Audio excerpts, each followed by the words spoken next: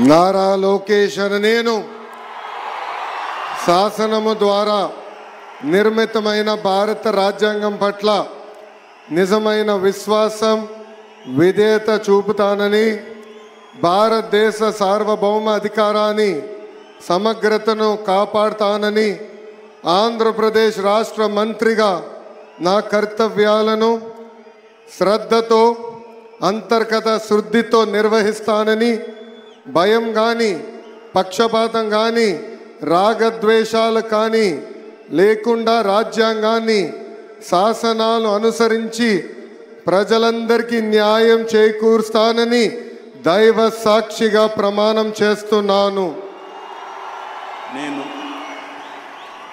నారా లోకేష్ అనే నేను ఆంధ్రప్రదేశ్ రాష్ట్ర మంత్రిగా నా పరిశీలనకు వచ్చిన లేదా నాకు తెలియవచ్చిన ఏ విషయాన్ని నా కర్తవ్యాలను సక్రమంగా నిర్వహించేందుకు అవసరమైన మేరకు తప్ప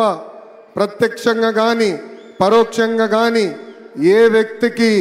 లేదా వ్యక్తులకు తెలియజేయనని లేదా వెల్లడించనని